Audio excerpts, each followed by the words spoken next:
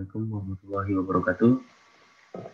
Berjumpa kembali dalam kuliah online mata kuliah hukum asuransi.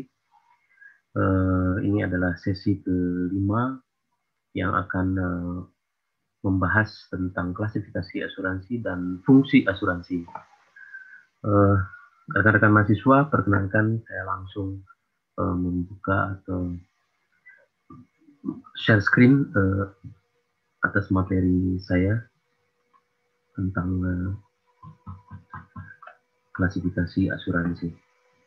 Yang pertama,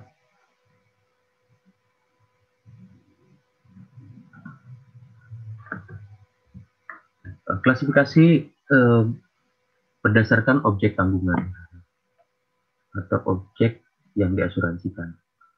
Yang pertama adalah asuransi yang objek tanggungannya adalah manusia. Itu contohnya asuransi jiwa, asuransi kecelakaan, asuransi kesehatan. Dan yang kedua adalah asuransi yang objek tanggungannya adalah barang atau benda. Bahkan saya sudah menggunakan istilah properti untuk asuransi jenis ini karena sekarang tidak hanya barang atau benda yang tidak bergerak atau barang mati yang bisa menjadi objek tanggungan, tetapi juga atas binatang-binatang peliharaan juga. Sekarang sudah mulai ada produk asuransi untuk binatang-binatang peliharaan. Sehingga saya menggunakan istilah yang pertama asuransi yang objek tanggungannya adalah manusia, dan yang kedua adalah asuransi yang objek tanggungannya adalah properti atau barang kepemilikan. Yang contohnya diantaranya asuransi kebakaran, asuransi kendaraan, itu contohnya. Di klasifikasi yang kedua adalah klasifikasi berdasarkan jangka waktu berlakunya asuransi. Yang pertama ada asuransi jiwa seumur hidup, atau kita kenal dengan istilah whole life insurance, ya, contohnya asuransi pensiun atau asuransi kematian. Yang kedua ada asuransi berjangka, contohnya asuransi pendidikan, asuransi kredit. Asuransi pendidikan biasanya mengacu pada jadwal periode pendidikannya pada saat yang membutuhkan biaya pada waktu-waktu tertentu, misalkan pada saat masuk ke TK, masuk SD, masuk SMP, masuk SMA, atau masuk perguruan tinggi. Lalu asuransi kredit biasanya juga mengacu pada kredit yang dilakukan oleh si peserta asuransi tersebut. Jadi kalau dia punya kredit perbankan misalkan yang jangka waktunya 3 tahun, maka asuransi kreditnya berlaku selama 3 tahun masa dia melakukan kredit dengan perbankan tersebut. Lalu yang ketiga ada asuransi sementara atau temporary insurance yang jangka waktunya relatif lebih pendek dibanding dengan asuransi berjangka, yakni contohnya ada asuransi perjalanan yang berlaku hanya selama masa perjalanan tersebut sampai ke tujuan. Lalu ada asuransi tiket, itu berkaitan dengan tiket masuk, apakah tiket kendaraan umum, transportasi umum, ya, atau tiket hiburan, maka itu berlaku pada saat momen tertentu saja. Lalu ada asuransi ekspedisi, misalkan untuk satu momen tertentu. Juga ada asuransi ekspor dan impor, berarti itu berkaitan dengan lamanya proses ekspor dan impor tersebut. Lalu juga ada asuransi untuk event-event tertentu. Misalkan ada event PON, dan selama masa PON itu maka asuransi itu berlaku. Atau asuransi event tertentu, misalkan ada MTQ, gitu. Maka selama masa itu para peserta MTQ-nya itu di cover oleh asuransi tertentu. Juga ada klasifikasi yang berdasarkan tujuan.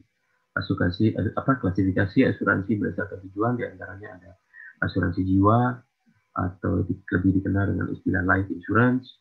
Lalu contohnya ada asuransi kematian, asuransi kecelakaan, asuransi kesehatan, asuransi pensiun, asuransi pendidikan. Dan yang kedua ada asuransi kerugian atau general insurance. Contohnya asuransi kebakaran, asuransi kendaraan, baik kehilangan ataupun kerusakan. Lalu juga ada istilah asuransi sosial, dan yang keempat ada asuransi tabungan dan atau juga asuransi investasi.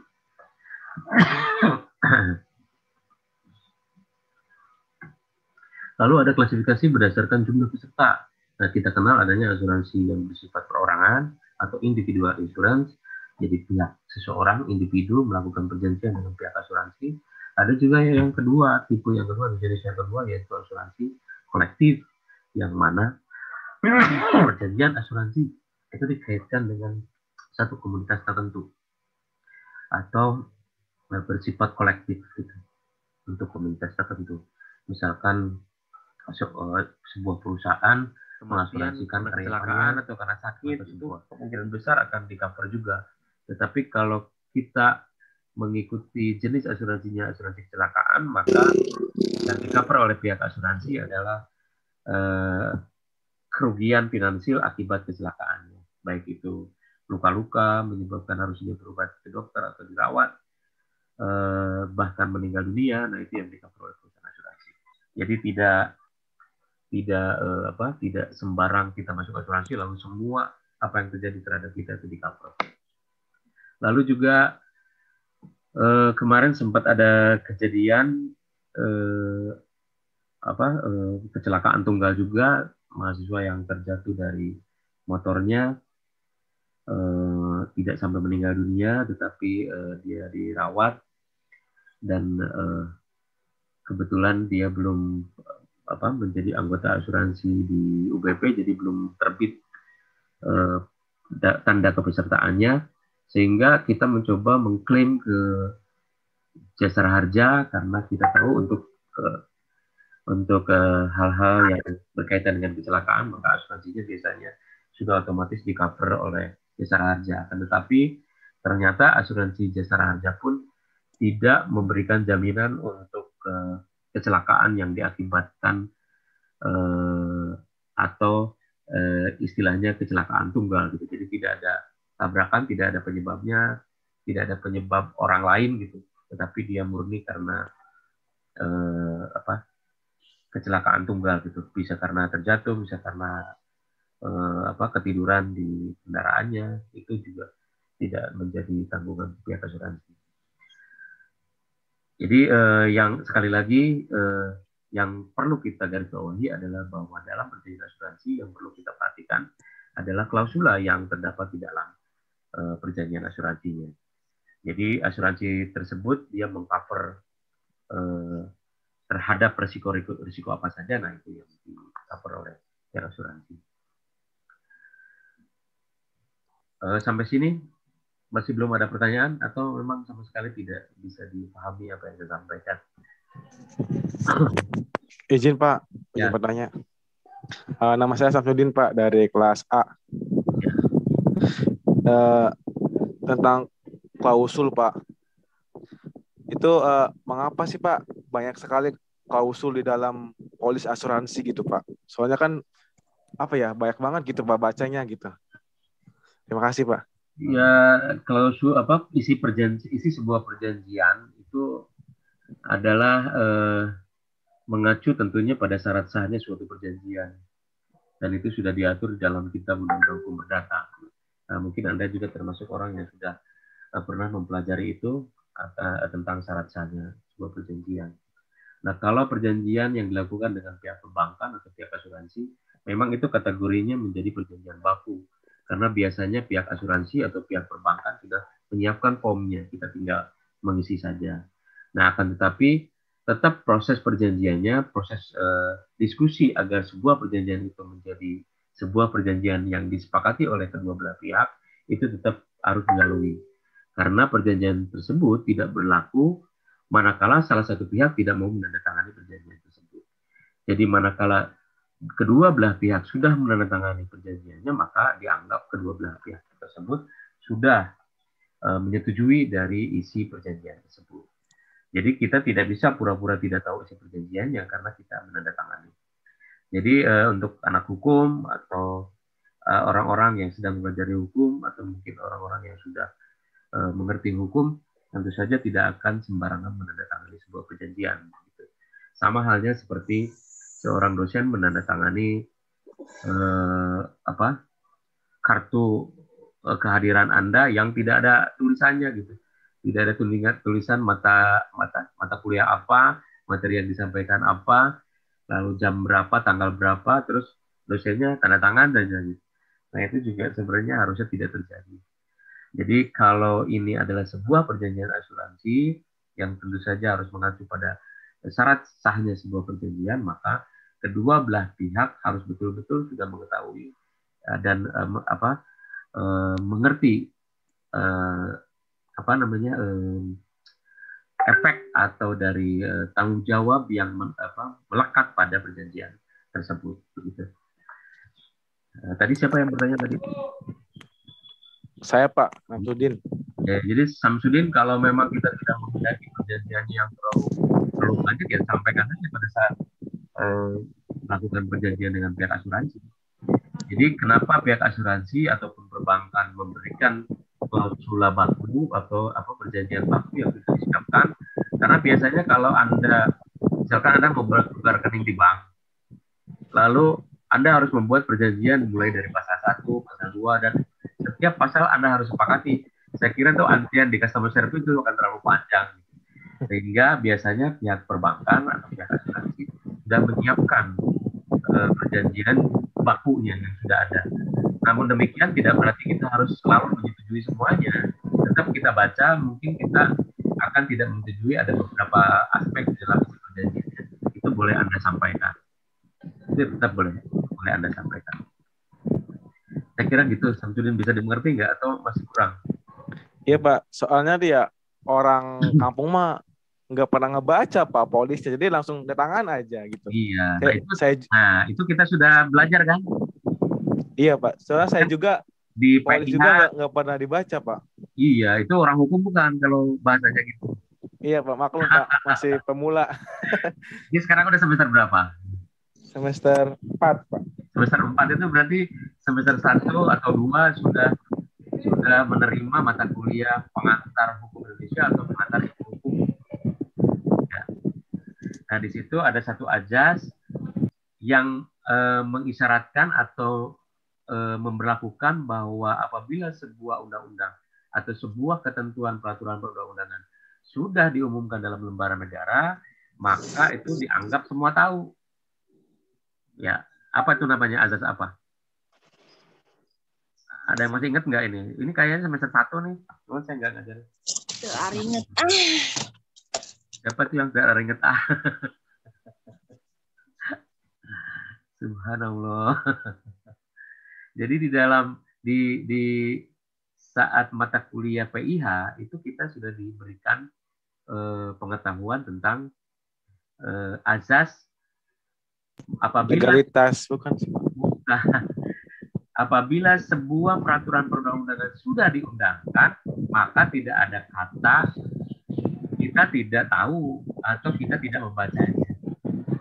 Nah, kalau ada bisa kita ngeles karena itu, ya kita jangan baca undang-undang aja kalau gitu. Pada saat kita ditilang di jalan, maaf Pak, saya belum baca undang-undang itu, atau saya nggak tahu undang-undang itu. Nah, apakah polisi tetap tilang kita atau polisi, oh ya udah kalau gitu baca dulu, apa seperti itu? Ya kan? Jadi kalau anak-anak hukum, mahasiswa yang belajar tentang hukum, maka azas-azas yang pokok itu yang harus kita pegang. Gitu. Jadi kalau sebuah peraturan perundang-undangan sudah disahkan, sudah diundangkan dalam lembaran negara, maka semua orang dianggap tahu.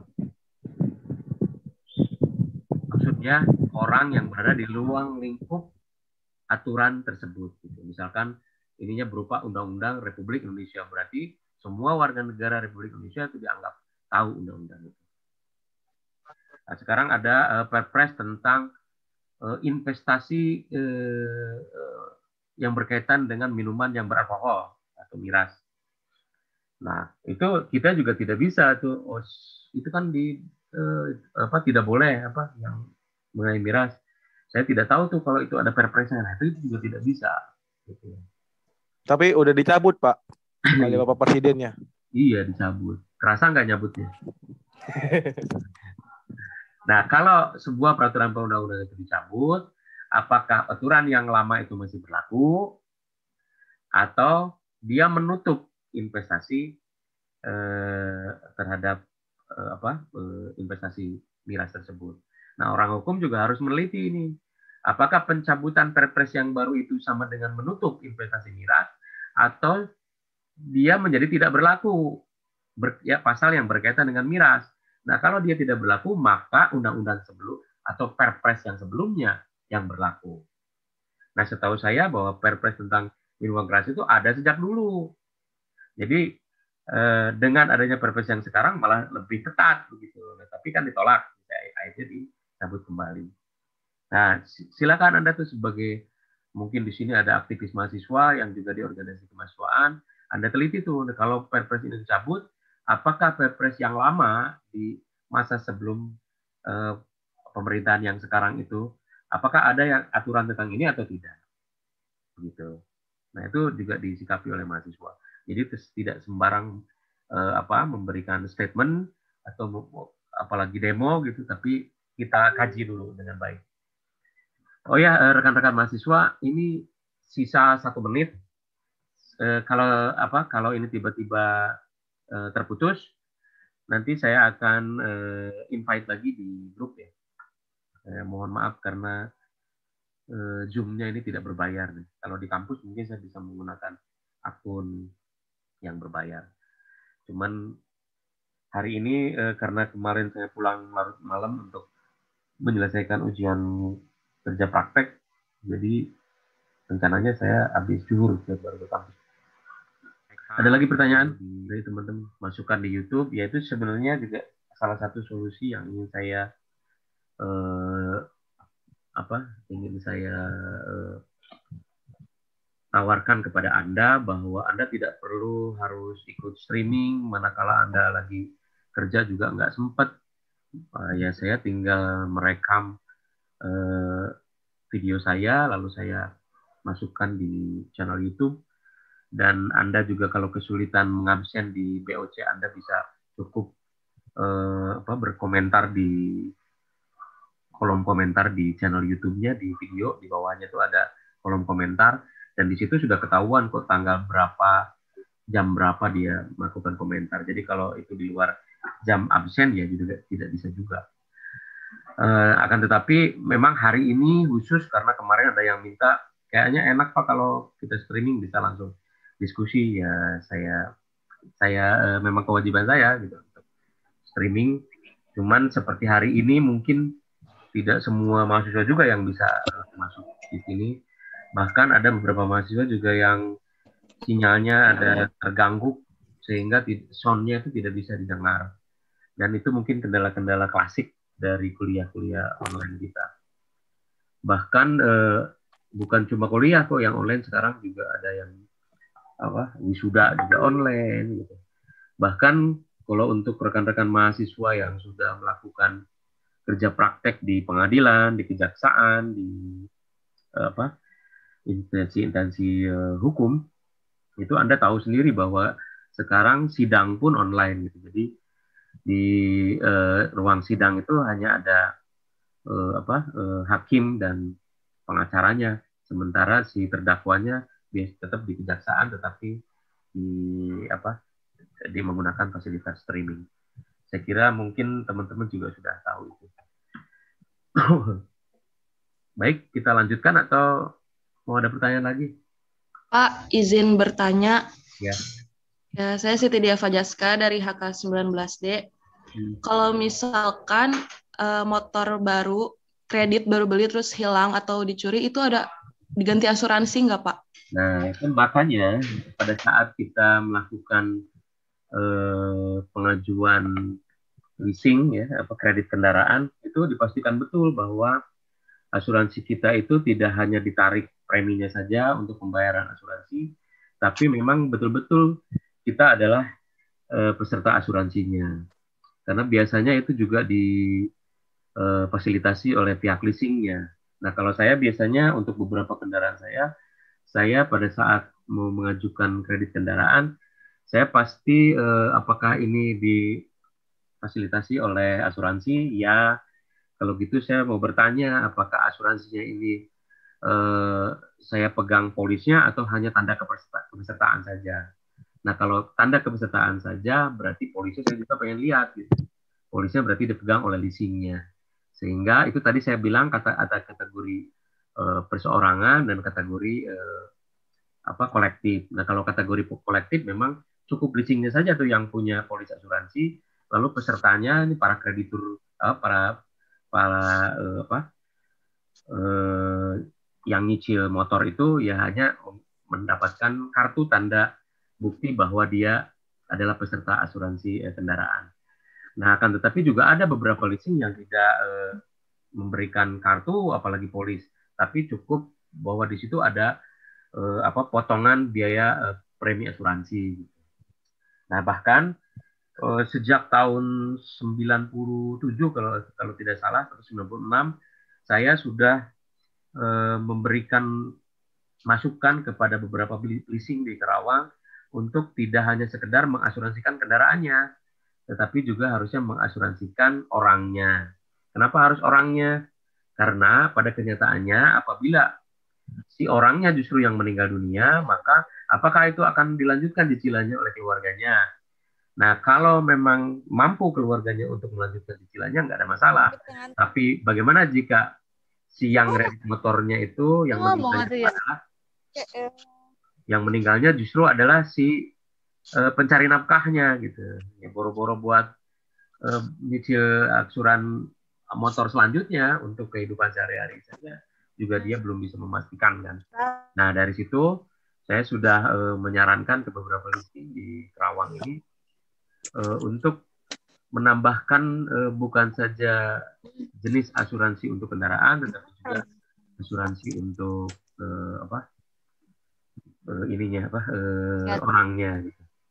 Saya kira Anda juga pasti setuju dengan saya, akan tetapi ya ada konsekuensinya. Konsekuensinya menyebabkan DP mungkin akan lebih bertambah. Kalau seharusnya mungkin Anda DP 500.000 untuk sebuah motor yang murah, mungkin Anda akan kena cas premi asuransi atas kendaraan, juga premi asuransi atas jiwa.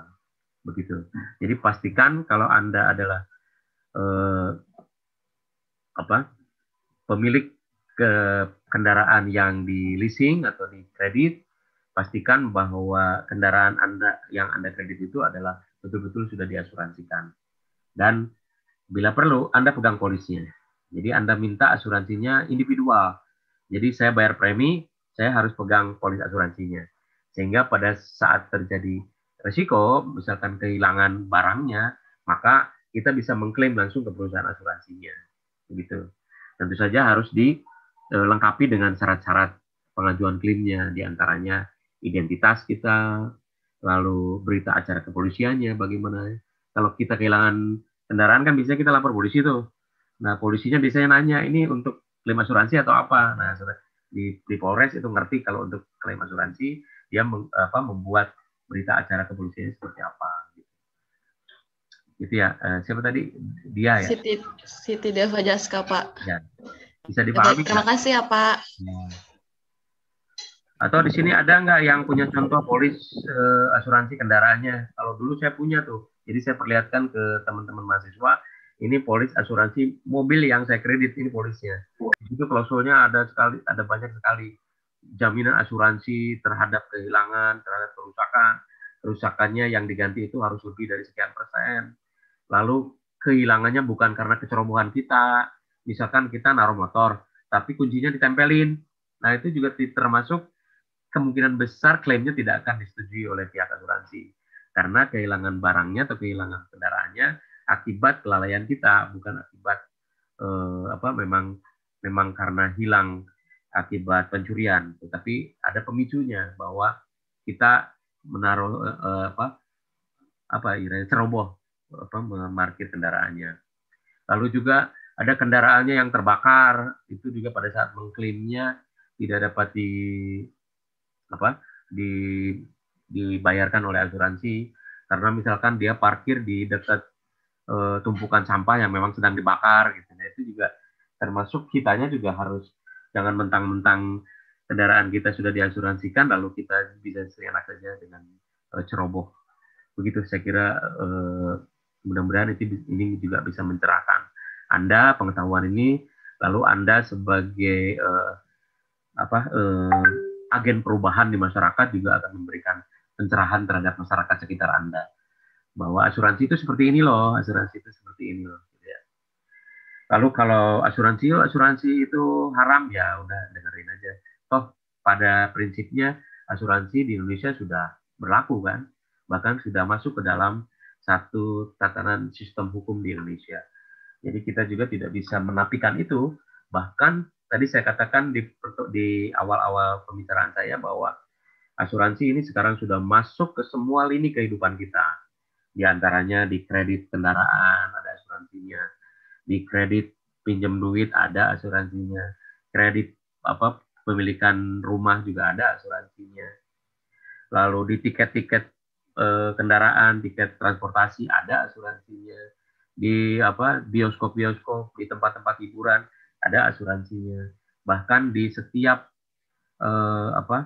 mall, di parkiran-parkiran mall juga sudah ada di jaminan asuransinya yang dibayarkan melalui tiket pembayaran kita. Lalu kalau Anda bertanya tentang parkiran di UBP, nah itu dulu sempat didemo UBP oleh mahasiswa angkatan 2015. Jadi ada kehilangan kendaraan, lalu dia menyalahkan kampus karena tidak kok bisa sih ada motor yang hilang dan tidak bisa dijagain gitu.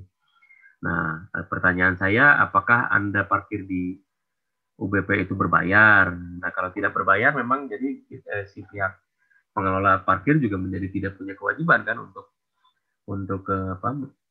menjaganya, sehingga saya sempat juga mengajukan usul kepada pihak kampus untuk bagaimana kalau kita kerjasama dengan perusahaan pengelola parkir agar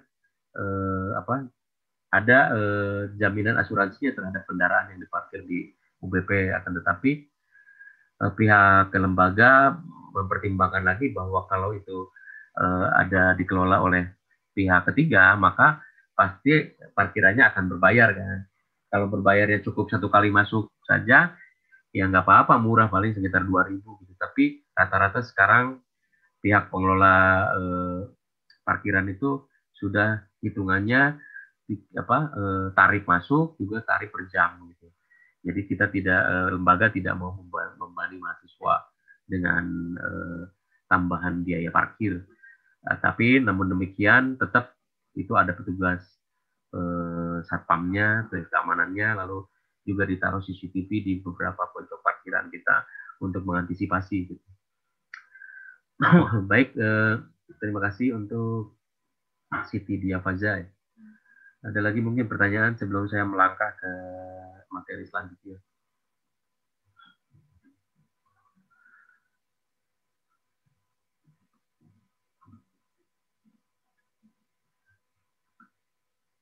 Materi selanjutnya itu tentang fungsi asuransi. Fungsi asuransi secara umum adalah sebagai sarana atau mekanisme pengalihan kemungkinan risiko kepada satu atau beberapa penanggung yang bersifat insurable. Maksudnya bahwa setiap orang yang hidup itu akan menghadapi risiko kemungkinan yang terjadi. Nah, risiko ini bisa risiko kematian, risiko sakit, risiko kehilangan barang, risiko kerusakan barang, risiko kebakaran, risiko kebanjiran, begitu ya, yang menyebabkan perabotan rumah tangganya menjadi hancur karena terendam air banjir, lalu risiko tapi ada Pak yang orang tidak meninggal sampai usia ratusan tahun, ya tetapi tua juga adalah suatu risiko. Gitu. Jadi kalau bertambahnya usia kita, maka tingkat produktivitas kita menjadi menurun kan. Jadi kalau usia kita mungkin sekarang 20-30 tahun masih seger, masih bisa beraktivitas. Kalau untuk mahasiswa yang bekerja keras di perusahaan-perusahaan yang memerlukan tenaga, masih kuat tenaganya, tapi dalam perjalanannya usia bertambah, maka sebenarnya ada titik di mana produktivitas kita karena usia akan menurun lagi. Dan kalau sudah menurun lagi, maka ada implikasi terhadap beban ekonomi yang harus ditanggung, baik oleh dia yang harus ditanggung oleh dia sendiri ataupun oleh keluarganya. Di sini saya sudah memberikan satu contoh perbandingan tentang perbedaan asuransi dengan perjudian. Dan ini disampaikan oleh A. Junaidi Gani di dalam bukunya tentang asuransi, di mana perbedaannya kalau asuransi itu ada dasar perjanjian kesanggupan penanggung atau pihak asuransi dengan imbalan premi yang dibayarkan oleh tertanggung atau nasabahnya untuk mengganti kerugian atau memberikan manfaat apabila peristiwa yang diasuransikan terjadi, tapi bukan faktor terjadi atau tidaknya suatu peristiwa. Sedangkan kalau untuk perjudian atau pertaruhan, dasar perjanjiannya adalah terjadi atau tidaknya suatu peristiwa. Misalkan kita taruhan nih bola, misalkan menang tim A atau menang tim B. Nah, letak perjanjiannya itu pada apakah terjadi pertandingan bola antara A dan B, lalu menang siapa, dan gitu. Nah, kalau di pihak perjanjian asuransi, maka letak perjanjiannya itu adalah dituangkan dalam perjanjian yang khusus mengatur tentang perjanjian asuransi dan ditandatangani oleh kedua belah pihak. Itu diantaranya perbedaannya. Lalu perbedaan kedua, bagi perusahaan asuransi, keberadaan kepentingan yang dimiliki atau insurable interest, adanya kepentingan pada tertanggung atas objek asuransi sebagai syarat mutlak untuk mengikatkan diri dengan penanggung, yaitu dapat diukur apakah tertanggung akan dirugikan apabila peristiwa dimaksud terjadi. Penanggung tidak berkewajiban mengganti kerugian atau membayar manfaat kepada siapapun yang tidak mempunyai kepentingan atas objek asuransi.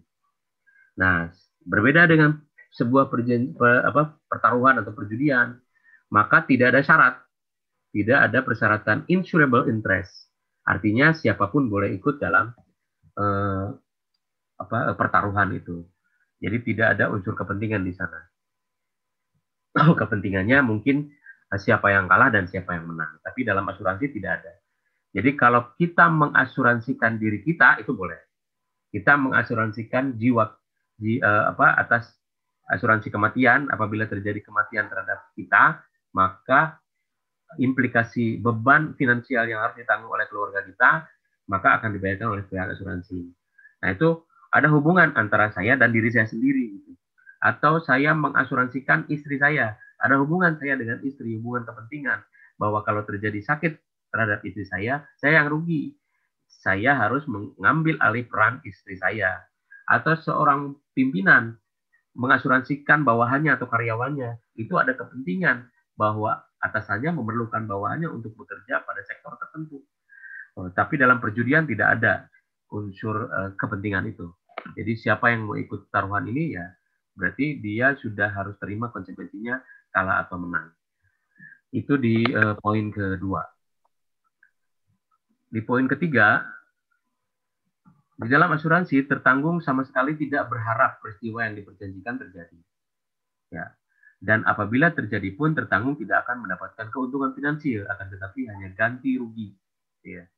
Bahkan ini saya tambahkan, tertanggung sama sekali tidak berharap peristiwa ini terjadi. Bahkan bukan cuma tertanggung, kalau menurut saya penanggung dan tertanggung sama-sama tidak berharap peristiwa ini terjadi atau risiko ini terjadi. Ya. Misalkan asuransi kematian. Nah, si tertanggung atau nasabahnya juga tidak berharap dia mati kan.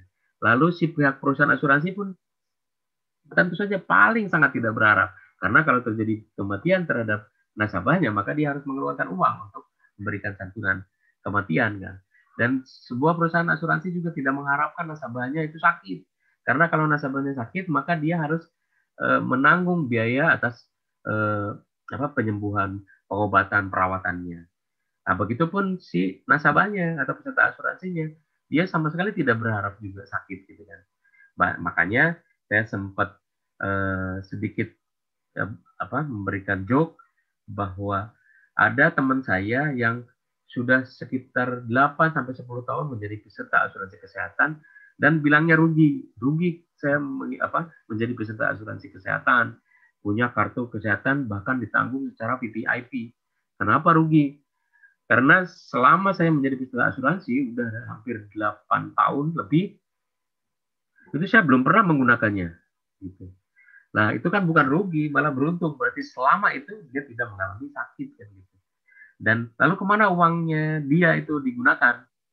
Ya, premi yang dibayarkan oleh dia, ya itu digunakan untuk membantu pihak lain atau nasabah lain yang mengalami risiko sakit, gitu, untuk perawatannya, untuk biaya pengobatannya. Gitu. Jadi harusnya kita beruntung bahwa kita tidak sakit. Nah, berbeda dengan perjudian atau pertaruhan. Bahwa perjudian atau pertaruhan, kedua belah pihak berharap bahwa satu kondisi tertentu itu terjadi. Jadi kalau dia bikin taruhan tim A dan B adu sepak bola, maka yang pertama mengatakan A yang menang, lalu yang si B bilang B yang menang, maka salah satu pihak akan ada yang dirugikan gitu.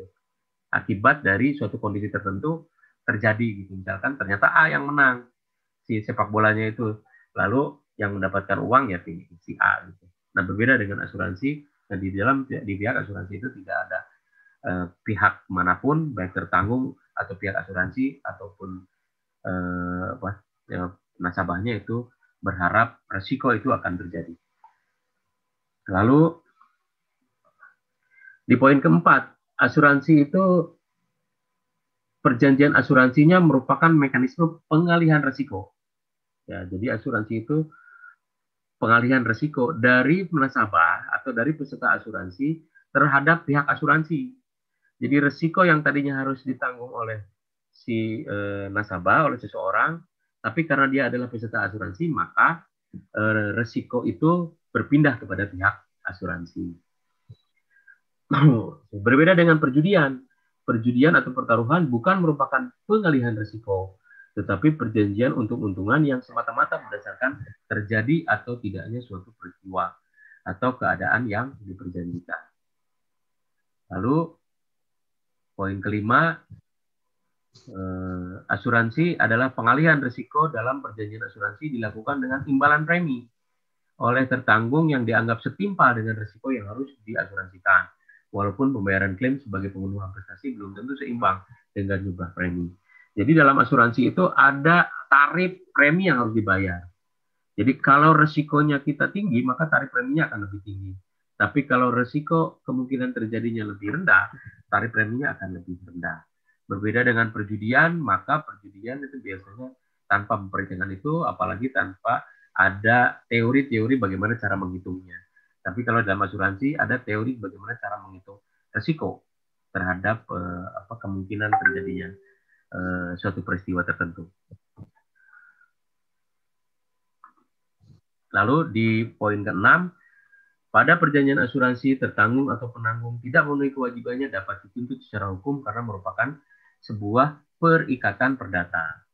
Nah, kalau di dalam perjudian atau pertaruhan, maka jika ada pihak yang melakukan uang prestasi, dapat digugat secara hukum karena merupakan perikatan alamiah. Ini tidak dapat digugat.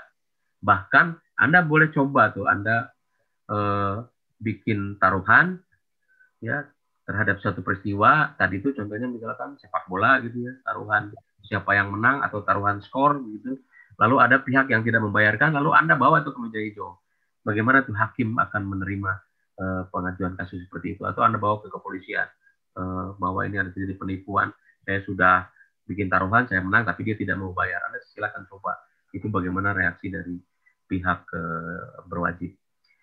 Sedangkan di dalam asuransi perjanjian asuransi, maka jika salah satu pihak tidak memenuhi kewajibannya, khususnya pihak penanggung atau pihak perusahaan asuransi tidak membayarkan kewajiban yang harusnya dibayarkan terhadap nasabahnya, maka dia bisa dituntut secara perdata di pengadilan.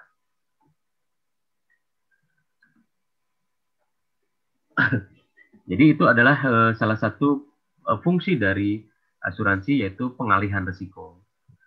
Ya, pengalihan risiko juga bisa kita istilahkan, kalau pengalihan itu berarti semua risikonya ditanggung. Tapi paling tidak itu ada memperkecil risiko yang seharusnya ditanggung itu, misalkan risikonya itu 100 juta, tapi karena ada pihak asuransi yang membantu, maka Anda tidak lagi terbebani 100 juta, tetapi mungkin relatif lebih kecil dari itu. Jadi mengurangi risiko finansial yang mungkin terjadi oleh terhadap kita. Lalu di sini saya sudah masukkan juga ada bagian fungsi yang kedua dari asuransi, yaitu fungsi primer, pengalihan risiko, pengalihan dan kemungkinan risiko atau change of loss dari tertanggung sebagai original risk barrier kepada satu atau beberapa penanggung, risk transfer mechanism. Jadi kenapa ada bahasa beberapa penanggung? Jadi boleh kita mengasuransikan sesuatu di lebih dari satu perusahaan asuransi, itu boleh. Lalu ada fungsi primer sebagai penghimpun dana, ya, yaitu dana masyarakat itu dihimpun di sebuah perusahaan asuransi, lalu selanjutnya akan digunakan untuk kepentingan-kepentingan yang itu untuk kepentingan para peserta asuransi itu sendiri. Lalu ada premi seimbang. Premi seimbang itu maksudnya bahwa ada perhitungan nilai preminya, jadi tidak sembarang menentukan untuk mobil saya misalkan mobil Agya preminya untuk total loss only atau untuk asuransi kehilangan misalkan 100.000, lalu untuk yang mobilnya Pajero atau Fortuner juga sama preminya, enggak, itu tetap ada perhitungannya dikaitkan dengan nilai barangnya atau nilai risikonya. Lalu ada fungsi yang kedua yaitu fungsi sekunder, misalkan di dalam ekspor terselubung sebagai penjualan terselubung komoditas atau barang-barang tak nyata ke luar negeri. Jadi fungsi sekunder itu bisa saja sebuah perdagangan ekspor-impor yang difasilitasi atau di-cover oleh asuransi, walaupun terjadi risiko terhadap barang yang dikirimnya, misalkan kehilangan tenggelam di laut atau kerusakan di dalam perjalanannya, maka pihak asuransi akan memberikan jaminan atas senilai barang yang diasuransikan. Lalu juga fungsi sekunder lainnya adalah sebagai perangsang pertumbuhan ekonomi. Bahwa asuransi di sini untuk merangsang pertumbuhan usaha, mencegah kerugian, pengendalian kerugian, memiliki manfaat sosial dan sebagai tabungan. Contoh kecilnya, perangsang pertumbuhan ekonomi adalah jika kita mengajukan kredit kendaraan bermotor, perusahaan pembiayaan itu tidak akan mau memberikan kredit kendaraan bermotornya apabila tidak ada instrumen asuransinya.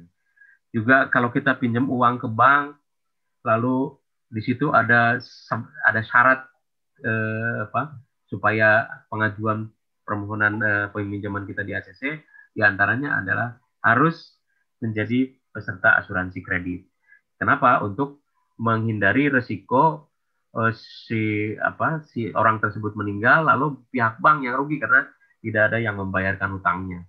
Nah, apabila dia menjadi peserta asuransi kredit, misalkan ya untuk peminjaman uang, maka apabila si yang bersangkutan itu yang punya utangnya itu meninggal, maka si hutang-hutangnya itu akan di-cover atau dilunasi oleh pihak asuransi.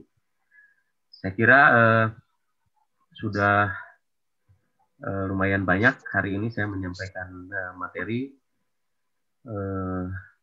dan saya tidak akan bosan untuk terus mengulang-ulang lagi terus supaya Anda memahami betul apa itu asuransi, khususnya tentang konsep-konsep dasar asuransi. Lalu ke depan saya akan membahas tentang prinsip-prinsip asuransi. Sehingga prinsip-prinsip asuransi itu di dalam artikel yang saya sedang bikin itu dia itu yang akan menghindarkan konsep asuransi atau bisnis asuransi dikaitkan dengan bisnis judi atau bisnis untung-untungan. Nah, tidak bisa seperti itu karena asuransi itu punya prinsip dan itu tidak boleh dilanggar oleh sebuah perusahaan asuransi. Baik, mungkin sampai sini ada yang mau ditanyakan. Anda boleh bertanya tentang materi hari ini atau Anda boleh bertanya tentang materi-materi yang sudah di sesi 1 sampai sesi 5 hari ini. Dan tidak perlu terburu-buru. Anda bisa nanti nonton videonya di YouTube, lalu tiba-tiba ada pertanyaan, Anda bisa sampaikan di WA Group, Anda bisa sampaikan juga di kolom komentar seperti yang dilakukan oleh Samsudin.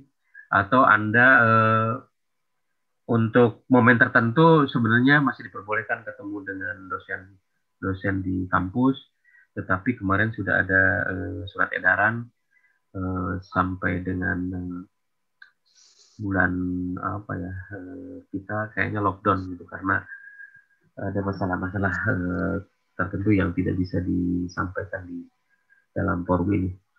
Jadi yang masih ada bandel saja datang ke kampus, ada juga sih yang biasanya yang bimbingan skripsi biasanya masih ada datang ke kampus. Itu juga tidak menutup kemungkinan Anda untuk ketemu dengan dosen di luar, misalkan di di luar kampus. Baik, ada pertanyaan? Kalau tidak ada, waktunya ini tersisa 3 menit lagi. Dan menurut saya ini sudah sangat cukup untuk saya kemas dalam sebuah video yang akan saya upload di YouTube. Karena kalau terlalu panjang juga nguploadnya juga berat. Gimana? Tidak ada pertanyaan? Untuk izin bertanya Pak dosen. Siapa nih?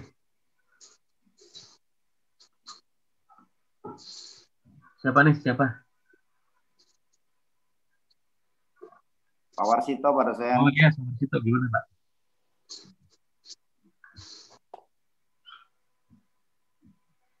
Untuk materi slide-nya ini apakah di-upload di IOC Pak dosen? Materi mata kuliah hukum asuransi itu ada di blog saya Pak, di guntaradeni.com. Bahkan di YouTube ini kan juga saya rekam kan, akan tampil juga kan di YouTube. Gitu. Jadi untuk mata kuliah saya sudah hampir 6 tahun ini mata kuliah materinya ada di guntaradeni.com. Ya Pak Warsito. Baik, terima kasih. Baik, terima kasih Pak dosen. Terima kasih Pak Warsito. Kalau tidak ada lagi pertanyaan, saya juga ada acara lagi untuk ke kampus hari ini. Saya cukupkan segitu dulu ya. Sebenarnya saya berharap karena streaming ini pertanyaannya menjadi banyak gitu, tapi ternyata tidak. Atau nanti saya akan ulang-ulang lagi materi ini di beberapa pertemuan berikutnya. Sekali lagi, terima kasih atas perhatian rekan-rekan mahasiswa.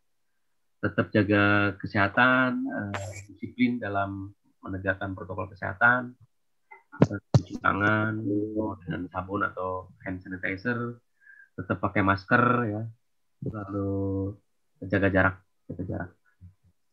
Bahkan di sini istri saya sudah di rumah juga udah pakai masker. Kalau saya di rumah malah enggak nih. Mungkin nanti saya juga akan ikut di rumah juga pakai masker. Kalau untuk yang gemuk seperti ini agak berat juga memang napas pakai masker gini. Baik, terima kasih rekan-rekan mahasiswa. Sampai jumpa kembali di sesi ke-6 ya. Sesi ke-6 minggu depan. Dan untuk kelas siang, sore, dan malam, Anda bisa menyaksikan streaming ini yang saya sudah rekam dan akan saya sembahkan di channel YouTube saya. Billahi taufiq wal hidayah. Assalamualaikum warahmatullahi wabarakatuh. Waalaikumsalam warahmatullahi wabarakatuh. Terima kasih Pak. Terima kasih Pak. Terima kasih Pak.